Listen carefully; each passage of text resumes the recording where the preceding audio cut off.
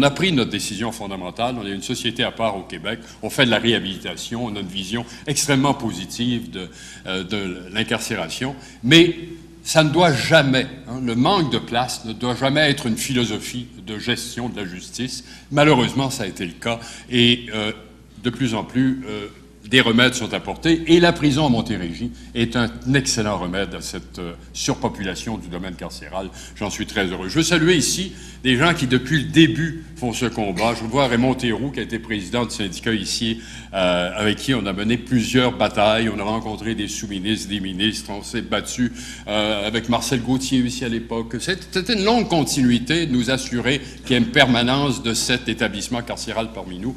Stéphane Lemaire, qui est un ami, qui a géré cette opération avec nous, avec le ministre, avec toute l'équipe, pour nous assurer que ça se fasse correctement, dans l'intérêt, évidemment, de la population, de la population carcérale et, évidemment, de ceux qui, tous les jours, ont la responsabilité de ces établissements, c'est-à-dire les gardiens.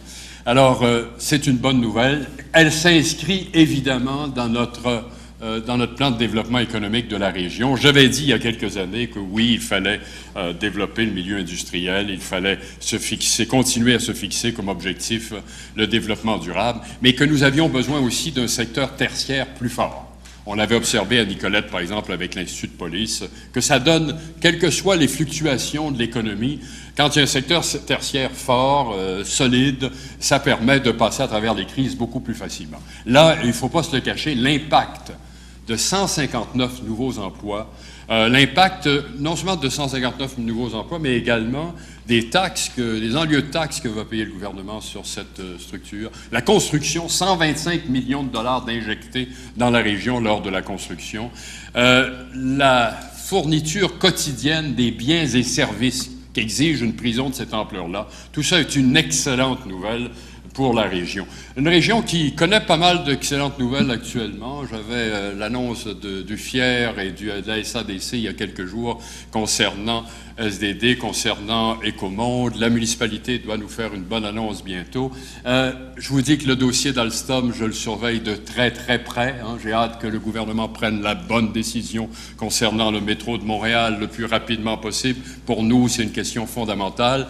J'ai inauguré l'an dernier des nouveaux bureaux à Alstom. Ils sont déjà pleins. 78 nouveaux employés sont entrés à des niveaux très supérieurs. Des bons salaires sont entrés cette année. Le Centre d'excellence mondiale en turbine est en bonne voie. J'ai vu le président vendredi dernier et tout est en bonne voie pour sa réalisation. Donc, la région connaît actuellement un décollage solide, régulier de son développement économique. L'implication des gens d'affaires est manifeste dans tous les secteurs.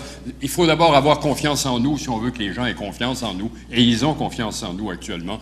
Nous avons confiance en nous. Et les choses commencent à bien avancer. Moi, je suis très, très fier de la façon dont les choses se font. Je m'adresse au ministre maintenant pour lui dire, et il en a parlé lui-même très rapidement, concernant le mode de construction, c'est sa responsabilité, c'est la responsabilité du gouvernement. Moi, ma responsabilité, c'est de m'assurer dans tout ce processus, d'abord que les délais et les coûts soient respectés. Troisièmement, et peut-être premièrement, que les gens de notre région en profitent. Je m'excuse, je vais être très vigilant et je vais m'associer avec tous les gens d'affaires sur place pour m'assurer que ces contrats, ces biens, ces services, ces travailleurs, cet argent qui est dépensé dans notre région, il y en a eu des milliards qui ont été dépensés ailleurs. Il y en a des milliards qui vont être dépensés ailleurs. Mais quand c'est dépensé chez nous, ça doit aussi servir à nos gens d'affaires, ça doit servir à nos travailleurs, aux gens de chez nous. Et là-dessus, je vais être évidemment très près de l'épaule du ministre pour m'assurer que les choses se passent. Et je crois qu'il le souhaite normalement et dans l'intérêt de tout le monde. Merci. Aujourd'hui, il y a une seule nouvelle. Nous nous réjouissons d'une très bonne décision qui est très bon signe pour l'avenir de notre région. Merci beaucoup.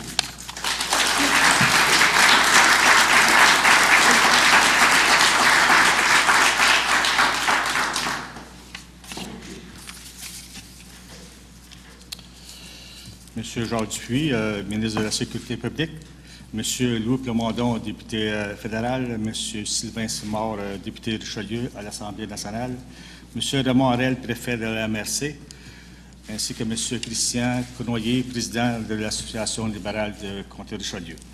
membre du conseil municipal, intervenant socio-économique, chers amis. Il est toujours plaisant pour un élu d'assister à l'annonce de la construction d'une nouvelle institution qui contribuera au développement de sa municipalité. Permettez-moi tout d'abord de saluer l'initiative prise par le ministère de la Sécurité publique de choisir Sarah Tracy